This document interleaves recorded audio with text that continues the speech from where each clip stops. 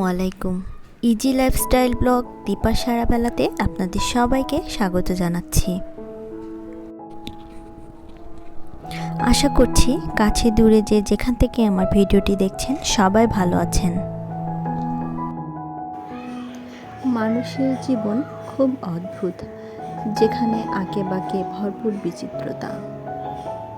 আর এই বিচিত্র জীবনে ঘটে অসংখ্য সব বিচিত্র ঘটনা।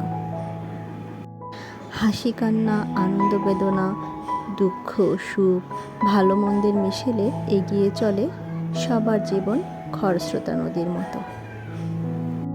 কখনো বা মুক্ত পাখির মতো, কখনো বা চুপসে যাওয়া ফুলের মতো। হারিয়ে যায় কত চেনা মুখ, কত শত স্মৃতি। দূরে কোথায় মন হারায়, কখনো বা ব্যাকুলতায়। একটা কথাই মন জানতে চায়, মন কেন স্মৃতির পাহাড় হাতড়ায়। সকাল সকাল চলে এসেছি বাজার করতে। সঙ্গীত কলেজের ঠিক পাশে বাজারটি বসে। এখানে বেশ কয়েক বছর যাবৎ বাজার বসে।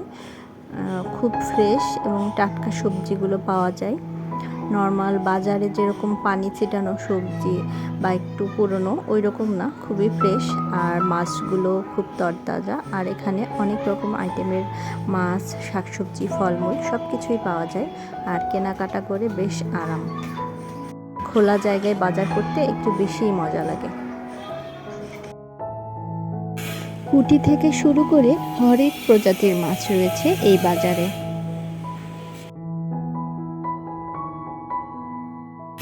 এছাড়াও রয়েছে নানান ধরনের সামুদ্রিক মাছ। বিক্রেতারা যেমন বসে আছে মাছ বিক্রির অপেক্ষায়, আর অসংখ্য ক্রেতারাও ঘোরাঘুরি করছে মাছ কেনার জন্য। যার যেমন পছন্দ সে ঠিক তেমনটাই কিনে নিচ্ছে। আর এখানে মাছ কিনে নেবার পর কেটে নেওয়ারও সুব্যবস্থা রয়েছে। বাজার করা শেষ হয়ে গিয়েছে, এখন ফিরে যাচ্ছি বাসায়। বাজারে গিয়েছিলাম আমার ছোট ভাই তপুকে নিয়ে। ও আবার মাছ কেনার এক্সপার্ট। আমি অবশ্য খুব একটা মাছ চিনি না, এজন্যই ওই আমার ভরসা।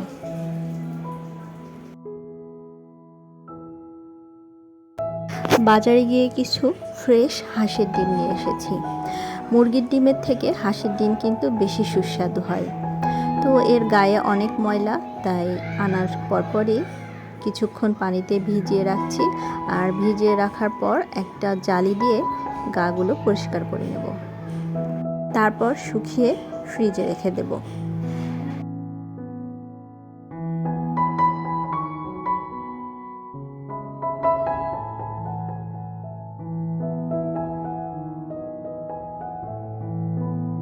এই তো ধুয়ে নিয়েছি, এখন গুছিয়ে রাখছি।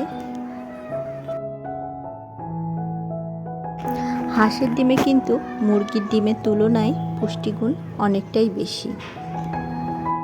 এতে প্রোটিনের মাত্রা অনেক বেশি।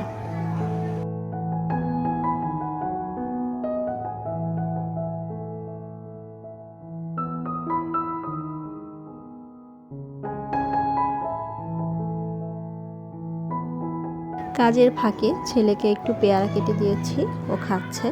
ও পেয়ারাটা খেতেই বেশি পছন্দ করে। দুপুরে রান্না বান্না করে নিয়েছি অফ ক্যামেরায়। আর এখন 3টা ডিম ভাজি করে নিচ্ছি। তার জন্য পেঁয়াজে মরিচ, একটু মরিচের গুঁড়া, লবণ, হলুদ খুব ভালো করে চটকে তারপর ডিমটা ভেজে নেব। হাঁসের ডিমে একটু ঝাল বেশি দিয়ে ভাজলে বেশি ভালো লাগে।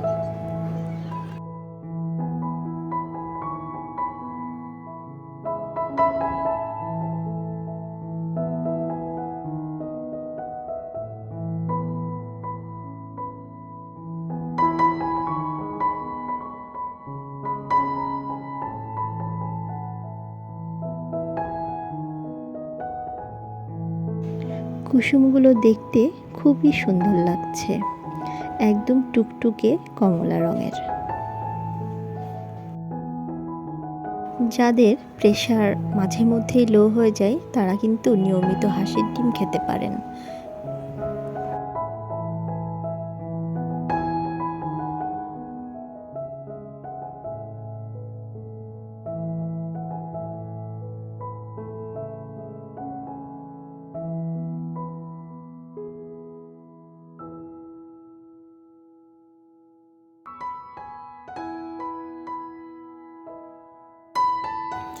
এই ডিম ভাজিটা আমার মেয়ে খুবই পছন্দ করে।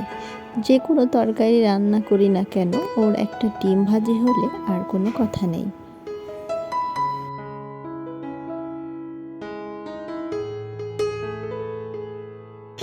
বেশ সময় নিয়ে মচমচে করে ডিমটা ভেজে নিলাম।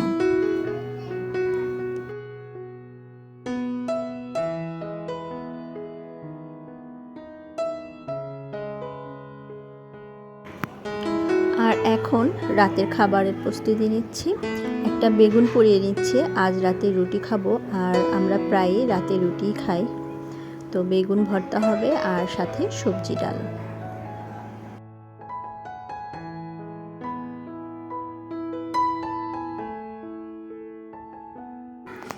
এই সবজি ডালটা আমি হোটেলের মতো করে রান্না করছি। ছোলার ডাল ভিজিয়ে রেখেছিলাম ৬-৭ ঘন্টার মতো, আর পেঁপে আর সব রকমের মশলা দিয়ে সিদ্ধ করে নেব। একটু তেলও দিব, মাখিয়ে সিদ্ধ করে নিয়ে তারপর বাগার দিয়ে নেব।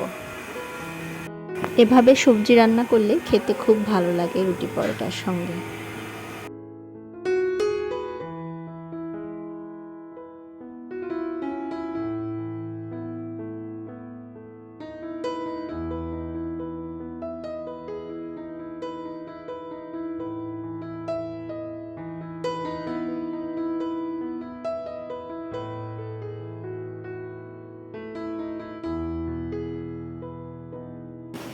চুলায় বসিয়ে দিয়ে মিডিয়াম আঁচে পেঁপে এবং ডালটা সিদ্ধ করে নিতে হবে। আর যখন পেঁপেটা হাফ সিদ্ধর পর্যায়ে চলে আসবে তখন আমি কিছু গাজর দিয়ে দিয়েছিলাম, সেটা আর ভিডিও করতে মনে নেই। আর এখানে পোড়ানো সেই বেগুনটার ভর্তা করে নিয়েছি কাঁচা পেঁয়াজ মরিচ দিয়ে।